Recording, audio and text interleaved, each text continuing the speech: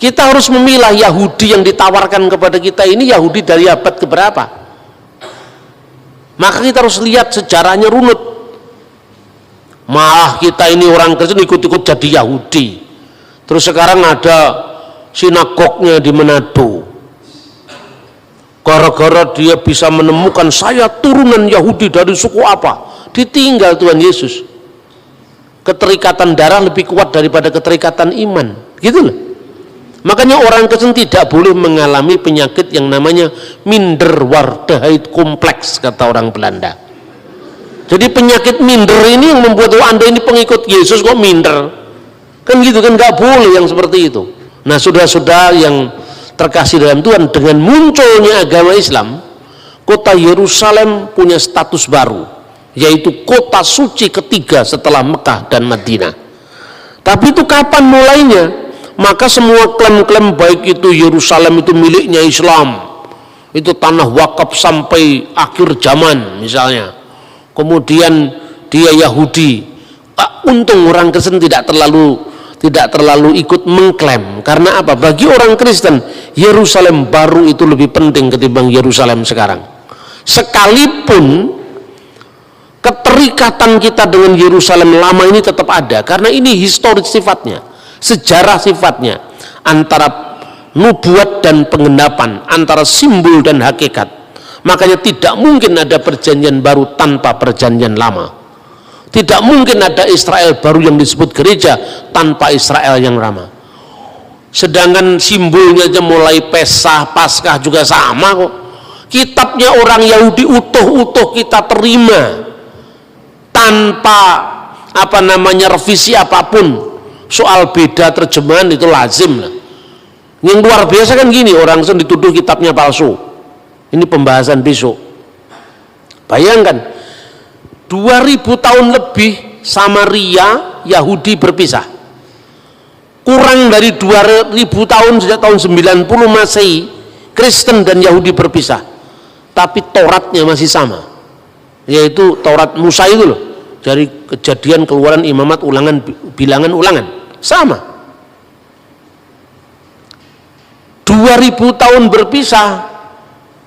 Tauratnya Yahudi, Tauratnya Samaria, dan Kristen sama. Cuma orang Samaria tidak percaya dengan Yosua terus sampai Maleakhi, dia tidak percaya. Karena apa? Nah, kalau dia percaya kan Yosua itu akhirnya tibanya Yerusalem. Wow, kalau kitab Yosua tibanya di Yerusalem, padahal Yerusalem tidak dia kehendaki sebagai kota suci. Bagian-bagian pertama kitab Yosua dia ambil ditempatkan setelah pasal 34 kitab Ulangan. Jadi bukan Taurat Samaria berbeda, atau 6.000 ayat yang berbeda, bukan 6.000 ayat-ayat dari awal kitab Yosua diambil sama dia utuh-utuh ditempatkan setelah pasal 34. Makanya jumlahnya lebih banyak. Kenapa? Karena dia tidak mau pilih semua Yosua, apalagi nabi-nabi, karena arahnya kok semua membenarkan Yerusalem gitu lah, kira-kira seperti itu. Tapi yang penting dasar Tauratnya itu tidak berbeda. Orang ya Samaria punya Paskah, Yahudi punya Paskah, Kristen juga menggenapi Paskah itu dengan Paskah Kalvarinya Yesus.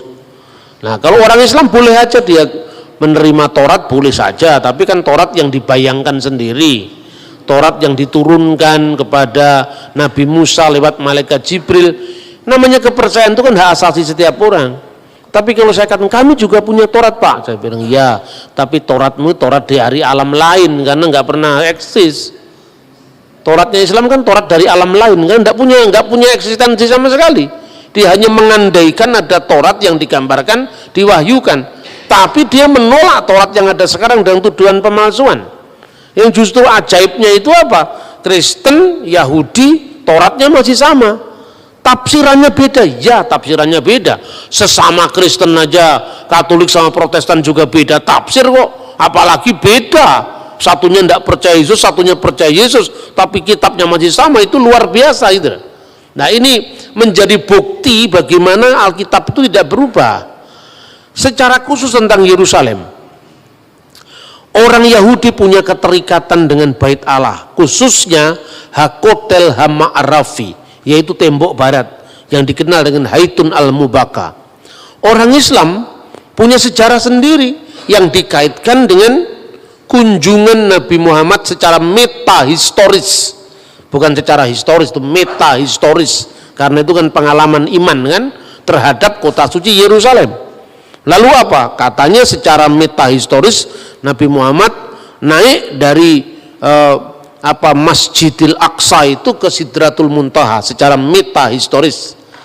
Ya, makanya di atas tempat di mana menurut pandangan Islam dulu Nabi Muhammad naik ke Sidratul Muntaha, kemudian sejak zamannya Khalifah Abdul Malik bin Marwan tahun 695 didirikan masjid yang dikenal Dome of the Rock, Masjid Kubatus Sokroh, Masjid Kubah Biru, Kubah Emas, Masjid Kubah Emas.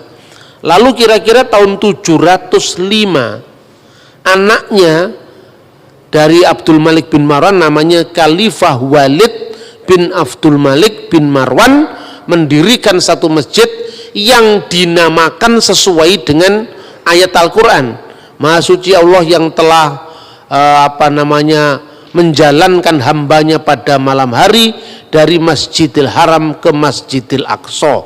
Berdasarkan kata Masjidil Aqsa yaitu masjid yang jauh, Khalifah Walid bin Abdul Malik bin Marwan jauh setelah zaman Nabi Muhammad menamakan masjid ini berdasarkan surat Isra tadi, dinamakan Masjidil Aqsa tahunnya 705. Sementara Nabi Muhammad meninggal 632. Maka saya gunakan kata-kata metahistoris, ya. Seperti itu sudah. Maka bagaimanapun alasannya, orang Islam mengakui itu sebagai tempat suci. Orang Kristen dia punya Golgota juga di dekatnya Bait Allah itu. Tapi karena orang Kristen memahami Yesus tidak ada di sini lagi, dia sudah bangkit, dia secara emosional tidak terlalu terikat pada kota Yerusalem. Dia terikat pada nama Tuhan Yesus, lebih terikat pada peristiwa kebangkitan Yesus itu. Meskipun orang Kristen juga sangat mencintai kota Yerusalem karena eksistensi Golgota ada di sana. Nah, jadi tiga kelompok ini memiliki pengalaman historis terhadap kota suci Yerusalem. Lalu Palestina dan Israel secara politik, bagaimana dia memahami klaim-klaim ini kan? Ya, lalu klaim historis itu miliknya Palestina atau miliknya Israel? Kita uji pertama. Sekarang kita uji klaim Israel dulu. Orang Israel selama 2000 tahun mereka selalu berdoa, berharap, mendamba. Mereka selalu mengatakan tahun ini kita di sini lasana habba'ah Yerusalem, tapi tahun depan kita di Yerusalem. Itu bukti liturgis bahwa mereka selalu merindukan kota Yerusalem sekalipun mereka terserak-serak di seluruh dunia. Yang kedua, di dalam teks yang tadi sudah saya kutip yaitu Megilat Ta'anit, gulungan puasa. Orang Yahudi mengakui dokumen itu tahun 160 Bait Allah diruntuhkan, dibakar dengan api tepat di tanggal 9 bulan Ab atau tanggal 5 Agustus tahun 70 Masehi sekitar sembahyang minkah yaitu jam 3 petang. Tanggalnya, tahunnya sampai jamnya dicatat loh saudara-saudara. Artinya kalau orang yang tidak terlibat betul dalam pengalaman sejarah Yerusalem pasti tidak bisa menulis seperti itu. Iya kan? Itu satu. Bedakan dengan pengalaman metahistoris kaum Islam tadi. Identifikasi kota Yerusalem itu terjadi baru sejak zamannya Khalifah Abdul Malik bin Marwan. Penamaan Masjidil Aqsa itu dinamakan berdasarkan Quran. Jadi namanya sudah ada, masjidnya belum ada. Artinya ini berbeda dengan pengalaman orang Yahudi di mana jamnya, tanggalnya, tahunnya, ritualnya masih ada sampai hari ini yang namanya puasa perkabungan Tis'a B'Ab. Kemudian data di luar Alkitab. Data di luar Alkitab, pertama saya menemukan prasasti yang ditulis oleh Fir'aun Merenpetah. Itu berkuasa kira-kira tahun 1213 sampai dari 1203 sebelum Masehi. Dalam prasasti Fir'aun Merenpetah itu disebutkan Zir-Il, maksudnya Israel, Zir-Il Plat Ben Perat. Israel telah dibiarkan gersang, benihnya tidak ada lagi. Ini setelah peristiwa Eksodus. Jadi Fir'aun merenpetah itu hidup setelah Fir'aun Eksodus yang menceritakan penaklukan terhadap Yerusalem, terhadap Israel. Kemungkinan dia telah menyerang wilayah Israel yang waktu itu sudah menetap jadi wilayah atau kekuasaan bangsa Israel pada zaman setelah Yosua. Itu bukti-bukti di luar teks kitab suci. Kedua, bukti-bukti dari zaman setelah Raja Daud, yaitu prasasti batu Mesa Stone yang ditemukan di Yordan. Kalau saudara pergi ziarah ke Israel, Anda akan menemukan replikanya itu di Gunung Nebo, di gereja Fransiskan Katolik. Di situ ada data arkeologinya yang namanya batu Mesa. Di situ tertulis itu zamannya Israel sudah terbelah menjadi dua. Israel di Samaria, Yehuda di Yerusalem. Kira-kira prasasti itu muncul tahun 850, ada kata-kata Omri Melek Yisrael. Omri Raja Israel. Jadi artinya Israel sebagai negara yang berdaulat dengan teritorial tertentu itu sudah ditulis dalam prasasti merenpetah dari abad 12 sebelum Masehi. Bahkan ada tertulis dalam inskripsi-inskripsi dari musuhnya Israel, yaitu Raja Mesa, yang kisahnya juga ada dalam Alkitab. Itu disebutkan prasasti batu Mesa itu 850 sebelum Masehi. Nah, sekarang kita menguji bagaimana klaimnya Palestina. Yang disebut Palestina itu pertama kali muncul kalau data biblikal itu dalam kitab Kejadian pasal 10 ayat 13 sampai 14. Di situ disebutkan Filistin. Kata Filistin, Palestina, Filistin adalah keturunan Kaslihim. Kemudian Ulangan pasal 2:23 dia menyebut tentang orang-orang Filistin dari Kaftor. Kaftor itu Yunani. Dari Kaftor, ya, termasuk 5 kota kuno yang disebut Pentapolis. Polis itu kota, Penta itu 5. Apa itu? Gaza, Askelon, Asdod, Ekron, dan Gad. Makanya kita melihat Goliat dari Gad itu menjadi wilayahnya orang Palestina. Wilayahnya di mana? Dari seberang selatan ke utara, dari lembah Gaza hingga sungai Yarkon. Tetapi orang Palestina yang disebutkan di sini tidak pernah eksis jadi sebuah negara, hanya pendatang baru dari Kaftor. Maka di dalam terjemahan Alkitab Septuaginta mereka disebut dengan 3 nama. Pertama, Pulistin, Palestina; Helenas, orang-orang Yunani karena mereka datang dari wilayah Yunani; atau Alopuloi, bangsa-bangsa lain, sebagai terjemahan dari kata-kata Goyim. Jadi termasuk orang Goyim di luar Israel. Penemuan arkeologi akhir-akhir ini menunjukkan bahwa tempat-tempat di wilayah misalnya Asdod, Askalon, Gad itu banyak ditemukan tulang-tulang babi. Artinya apa? Daerah itu pasti dulu daerah yang dihuni oleh orang-orang Filistin purba. Nah, pertanyaannya, Filistin purba ini tidak pernah eksis jadi negara. Berarti berbeda dengan Israel yang jelas eksis jadi negara. Prasasti merenpetah, prasasti batu yang ditemukan di Yordan tadi, batu Mesa di Yordan, Mesa Stone, jelas itu ada eksistensi sebagai negara. Sementara Filistin itu adalah pendatang. Tapi apakah Filistin dalam zaman Alkitab itu sama dengan Palestina sekarang? Nah, itu yang jadi masalah. Nah, kita akan lihat contoh bahwa orang Palestina sebagai pendatang itu ditulis di dalam Sefanya 2 ayat 5. Yosabe Hebel Hayam Kretim, penduduk tepi laut orang-orang Kreti. Kreti itu pulau Kreta dari Yunani. Yang kedua misalnya disebut juga tadi disebutkan Filistin Kaftorin, orang-orang Palestina yang datang dari daerah yang namanya Katfor. Ini menunjukkan eksistensi orang-orang pendatang di Yerusalem. Bagaimana dengan ungkapan Al-Quran sekarang? Nah ini penting ini.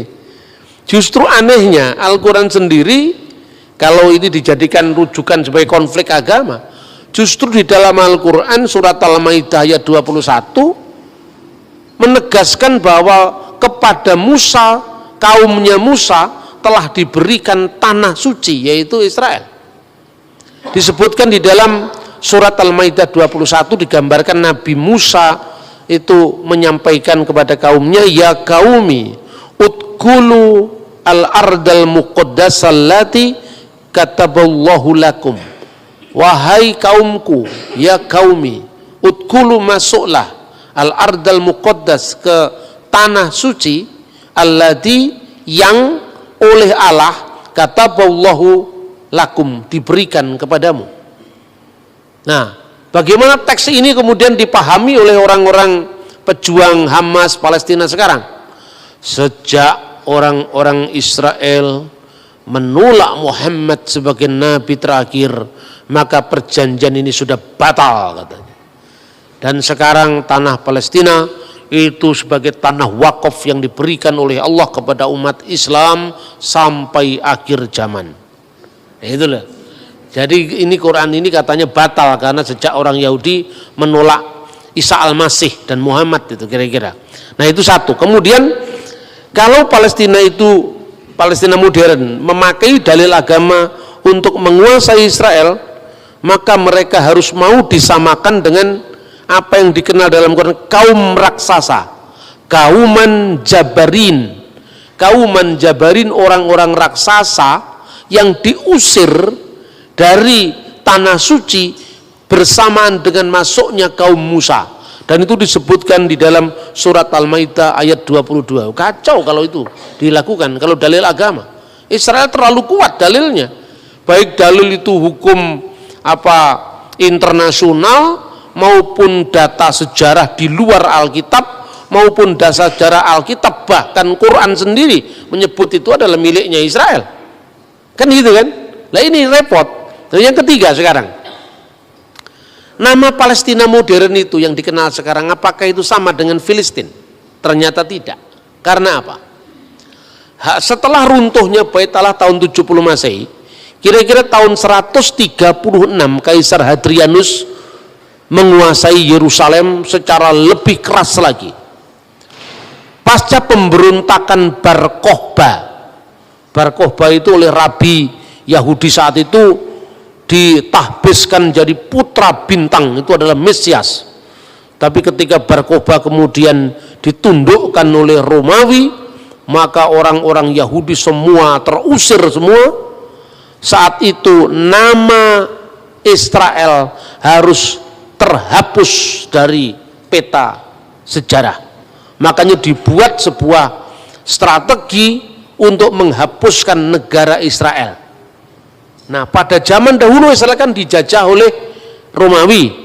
Pada saat kematian Herodes Agung, ketiga anaknya diberikan warisan oleh pemerintah Romawi karena bangsa Yahudi tidak suka dan ketiga anak Herodes Agung ini, yaitu Herodes Antipas, kemudian Herodes Archelaus, kemudian Herodes Philippus. Mereka tidak setuju dengan tiga-tiganya, tapi dipaksa jadi tiga. Yang pertama wilayah Galilea yang diperintah oleh Archelaus, wilayah satunya wilayah Antipas yaitu adalah wilayah Yudea, dan wilayah Samaria. Ketiganya ini diberikan pada anak-anak Herodes. Pada waktu jenderal Kaisar Hadrian dengan para jenderalnya menguasai Yerusalem, akhirnya apa? Terjadi perluasan kota. Jadi wilayah Yudea dijadikan provinsi, wilayah Galilea dijadikan provinsi, wilayah Samaria, dataran tinggi Golan dijadikan provinsi. Maka wilayah Syria digabung dengan wilayah Yudea, dan namanya adalah Syria Palestina. Nama Palestina justru yang mengangkat itu adalah kaisar pagan yang namanya Hadrianus. Maka wilayah Syria, untuk menggantikan nama Israel, menghapus dari muka sejarah, diperkenalkan istilah baru yaitu Syria Palestina. Itu abad kedua. kota Yerusalem harus terhapus dari peta. Karena selama ada impian tentang kota Yerusalem atau tanah Israel, nanti orang Yahudi terus-menerus mengatakan lesana habba'ah birusalaim, tahun depan kita di Yerusalem. Selama nama-nama Israel, Yerusalem tidak hilang dari ingatan orang Israel, selama itu Roma tidak yakin bahwa Israel tidak bangkit lagi sebagai sebuah kerajaan, maka kota Yerusalem bersamaan dan penghapusan kota Israel dihapus dan dinamakan dengan Alia Capitolina, dan nama itu diabdikan untuk dewi kafir mereka, Alia Capitolina. Menariknya, kata Yerusalem tidak muncul dalam Al-Quran, tidak muncul dalam hadis. Al-Quran tidak muncul satu kata pun tentang kata Yerusalem. Kalau Israel ada, ya Bani Israel, tapi kata Yerusalem tidak muncul. Tradisi Islam kemudian setelah Quran dan setelah hadis menyebut Yerusalem dengan Al-Quds, kota suci. Al-Qudus, kota suci. Karena Yerusalem menjadi kota suci ketiga setelah Makkah Al-Mukarramah, Madinah Al-Munawwarah, dan Al-Quds, yaitu kota suci ketiga, kota Yerusalem. Yang menarik, perjanjian Umar bin Khattab ketika memasuki kota Yerusalem, dia adalah sahabat Nabi setelah Abu Bakar, kemudian Umar. Lalu pada zaman Umar dia melakukan Mistaq al-Umariyah, yaitu perjanjian atau konstitusi Umar. Dia menyebut kata Yerusalem penduduk Ilia, dan kata Ilia itu ada dari kata Alia Capitolina. Jadi artinya justru data dari sumber sejarah Islam klasik malah tidak menyebut kota Yerusalem sesuai dengan nama yang diberikan dari Taurat, kota Salem, dan nama yang diberikan kitab nabi-nabi, Yerusalem, tapi nama yang diberikan oleh Kaisar Pagan yaitu Elia, Alia Capitolina. Maka segala macam identifikasi secara teologis dari Quran maupun dari sejarah Islam akan merugikan Palestina. Karena apa? Yang jelas Quran tidak menyebut kata Yerusalem, Quran malah menyebut kata tradisi Islam kemudian malah menyebut kota Alia, dan Alia itu membenarkan Alia Capitolina. Kalau dia menyebut Filistin, itu sama dengan tadi kaum raksasa yang dikalahkan Daud, yaitu Goliat, dan itu ada dalam surat Al-Maidah, kaum raksasa yang diusir dari kota tanah suci begitu kaum Musa memasuki kota suci itu. Ini sulitnya identifikasi keagamaan bagi perjuangan Palestina. Lalu sisa satu lagi, kalau gitu apa yang harus dilakukan? Ya lihat dari hukum internasional sekarang. Satu-satunya begitu, tidak bisa pembenaran secara agama. Kalau pembenaran agama Israel pasti menang. Wong jelas itu datanya tidak hanya ada dalam kitab suci, baik Taurat, Injil, Quran, bahkan catatan-catatan sejarah yang menunjukkan bahwa bangsa Israel memang eksis sebagai bangsa. Tetapi hukum internasional memang tidak memiliki aturan yang jelas.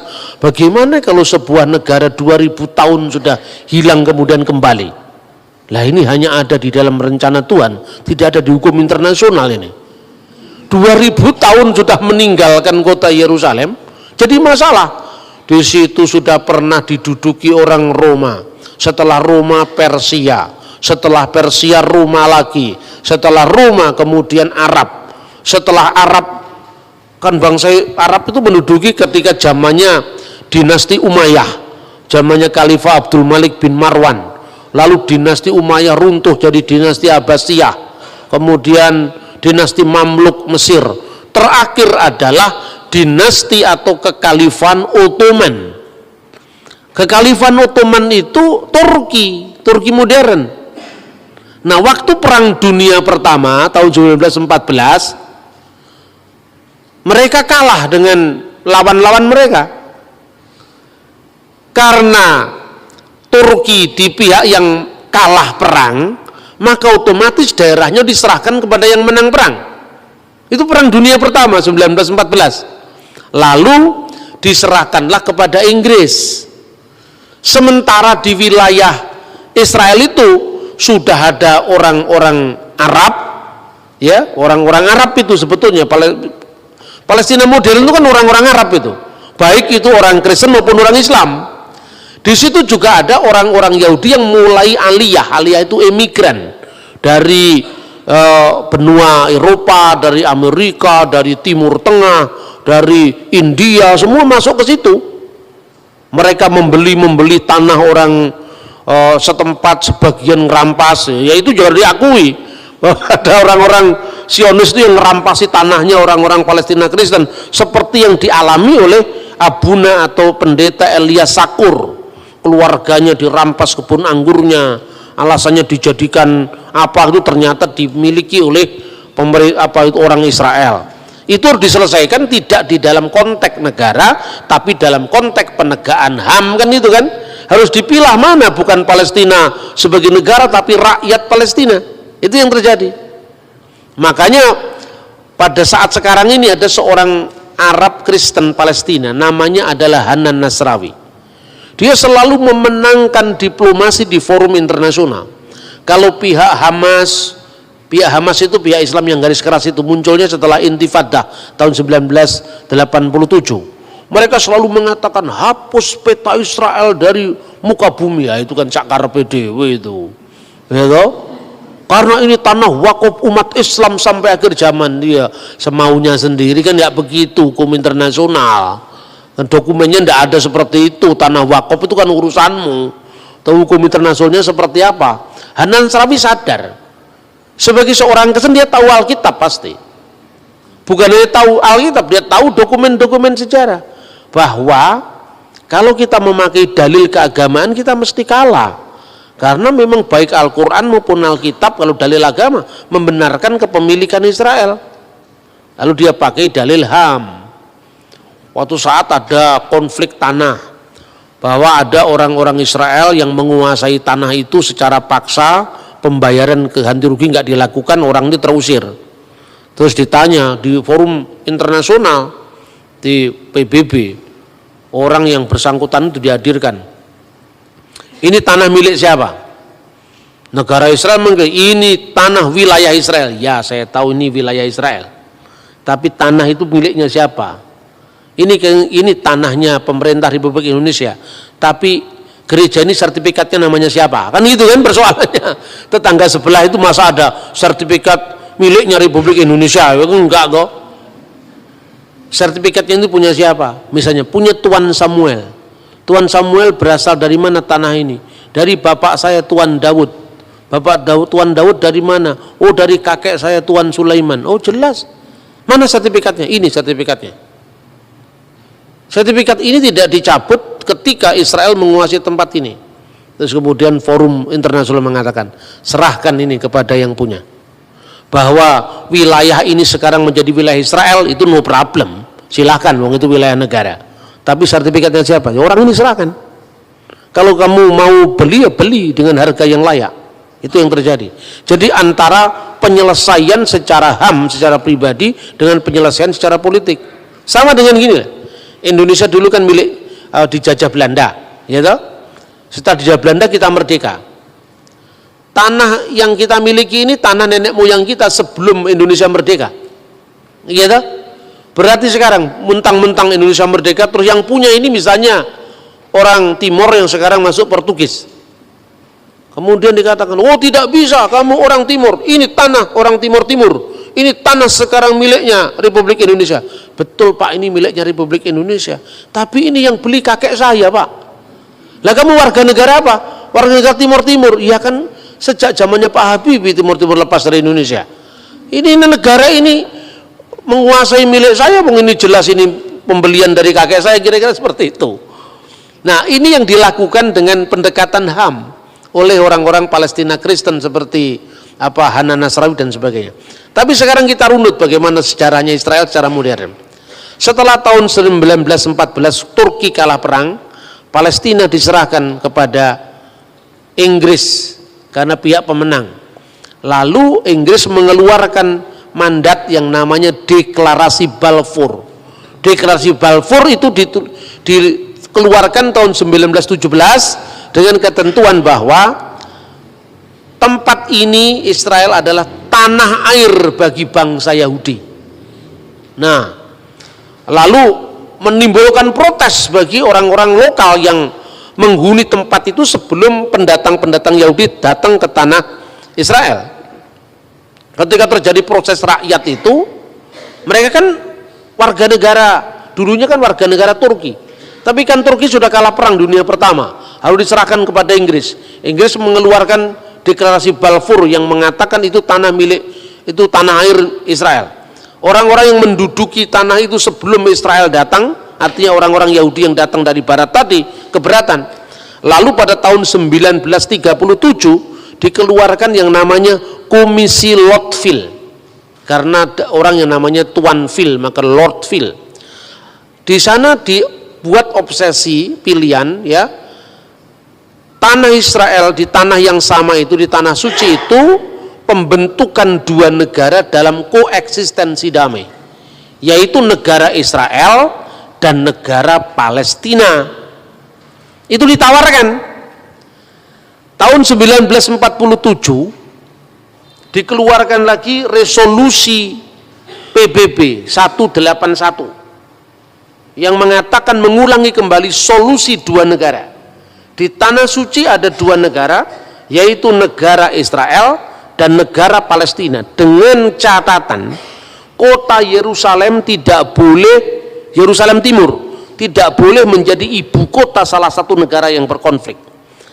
Yerusalem Timur harus ditentukan statusnya secara hukum internasional sebagai corpus separatum, sebagai bagian yang terpisah di bawah hukum internasional. Takhta Suci Vatikan sepakat dengan PBB, Israel sepakat dengan PBB, tetapi orang Palestina menolak karena dihasut oleh suku orang-orang Arab tetangganya. Oh, tidak bisa, mereka tidak mau terima. Status wilayah tanah suci itu statusnya kosong kekuasaan. Karena apa? Ini kan statusnya masih di bawah mandat internasional, mandat Inggris yang memenangkan perang dunia pertama, kan itu kan? Berarti statusnya apa? Statusnya dia kosong. Ketika orang-orang Palestina masih sibuk menolak dan mereka punya agenda menghapus Israel dan tidak ada negara Israel sampai kapanpun juga di wilayah Palestina. Sementara status quo negara wilayah itu dalam kondisi tidak lagi di bawah Turki, karena Turki sudah kalah perang sama lawan-lawannya yang antara lain Inggris. Israel curi start untuk kemerdekaannya. Ya, mumpung ini masih kosong, tidak di wilayah siapa-siapa, kemudian ada deklarasi Balfour yang mendukung itu tanah air Israel. Soal Palestina nanti mau terima atau tidak urusan lain. Yang penting sudah ada jalur hukum bahwa ini adalah statusnya kosong. Maka dia proklamirkan kemerdekaan 14 Mei 1948. Itu kira-kira seperti itu loh. Jadi kalau saya membahasnya kan netral saya ngomong sejarah ya sejarah. Begitu 14 Mei 1948 negara Israel diproklamirkan, negara-negara Arab mengeroyok Israel. Salah satunya Libanon, Suriah, Irak, Yordan, Mesir, dan Saudi Arabia. Negara-negara Arab yang mengeroyok Israel itu tidak semuanya Islam. Libanon mayoritas Kristen waktu itu. Jadi tidak bisa kita batasi hanya konflik agama. 5 negara tadi kalah semua sama Israel. Dan ini orang yang heran, pengamat militer juga heran. Ini negara kecil baru bangkit begitu, kok bisa menang sama negara-negara raksasa dari 5 negara loh. Lebanon, Suriah, Irak, Yordan, Arab Saudi. Bahkan kemenangan itu telah menambah wilayah. Yang dulu kan ditentukan, ini wilayah Israel, ini wilayah Palestina oleh mandat PBB. Resolusi 181. Dengan kemenangan perang itu dia menambah wilayahnya 50% lebih. Jadi dari dulu yang menjadi wilayahnya Palestina sekarang menjadi wilayah Israel. Lah, ini kan bukan pencaplokan, ini menang perang kok. Salahnya sendiri kamu menolak kemarin. Kalau kamu menerima opsi 2 negara selesai kan wilayah masing-masing. Lain kamu menolak, kemudian kamu ngelawan kami, kemerdekaan kami perang dan kamu kalah. Lah ketika kalah kan kemudian wilayah yang dimenangkan tadi secara hukum internasional diakui sebagai pemenang perang. Seperti kasusnya menangnya perang Inggris dan sekutunya atas Turki dan sekutunya. Gitulah kira-kira. Nah, perlawanan tidak berhenti. Mulai muncul selain perang tahun 48, lalu disusul lagi perang 6 hari tahun 1967, terakhir perang Yom Kippur 1973. Di perang Yom Kippur itu menarik. Orang Yahudi pada masa raya kan tidak boleh perang, diserang mendadak, tapi ya menang akhirnya. Nah, ketika Israel itu menang, ini menjadi problem bagi negara-negara itu. Kemudian perjanjian terus dilakukan. Muncullah Yasser Arafat. Yasser Arafat itu istrinya orang Kristen, menikah campur itu, menikah beda agama itu. Jadi di Timur Tengah itu istrinya tetap Kristen, makanya dulu kalau Natalan selalu istrinya itu datang ke gereja, ikut liturgi sampai selesai, Arafat menunggui di sampingnya. Di Timur Tengah yang begini bukan pemandangan yang aneh, biasa ulama masuk gereja mengucapkan selamat Natal itu biasa. Itu yang dilakukan oleh Rafsanjani di Iran, yang dilakukan Syekh Al-Azhar di Mesir, yang dilakukan mulai Presiden Yasser Arafat sampai Presiden Mahmud Abbas. Palestina sekarang itu biasa. Hanya orang Indonesia aja yang lebih Arab ketimbang orang Arab. Tapi ya sudah, ini kan urusan akidah masing-masing, silakanlah. Saya cuma membandingkan bahwa mengucapkan selamat Natal di negara-negara Arab itu bukan hal yang aneh itu loh. Kemudian solusi dua negara tadi diterima oleh Arafat. Arafat menerima solusi dua negara, tapi pada pihak lain tetap intifada jalan. Artinya ada orang Palestina moderat di garisnya Fatahnya Arafat ini, lalu orang Palestina yang garis keras, faksi agama, melahirkan yang namanya Hamas. Pada saat keras-kerasnya intifada itu tahun 1987. Akhirnya sejak saat itu Palestina terbelah menjadi dua, yaitu faksi Hamas dan faksi Fatah. Itu yang terjadi seperti itu. Nah, pada saat sekarang ini setelah pemilu tahun 2006 ya, kemudian sebelum itu ya tahun 80-an itu sampai Presiden Anwar Sadat mati terbunuh itu kan karena perjanjian damai dengan Israel. Nah, 50% lebih dari kemenangan perang tadi lewat meja perundingan sama Israel dikembalikan ke Mesir. Maka Sinai saya kembalikan, ya, wilayah Yordan juga ini milik kamu, tapi kamu jangan ganggu saya lagi ya. Nah, makanya sejak saat itu Yordan sama Mesir sekarang menjadi sahabat Israel, Saudi menjadi sahabat Israel, Irak belum, Lebanon masih keras ya kan. Itu yang terjadi sekarang ini. Nah, kemudian baru beberapa tahun terakhir ini mereka ingin menerima solusi dua negara damai, tetapi minta wilayah sebelum perang, yang tidak bisa dong. Loh, kamu kemarin kan ngelawan perang, setelah perang saya menang, masa wilayah yang sebelum perang yang ditentukan PBB kamu minta lagi? Tidak bisa. Jadi itu dikatakan pencaplokan wilayah-wilayah Palestina itu sejatinya tidak seperti itu. Ini secara jujur.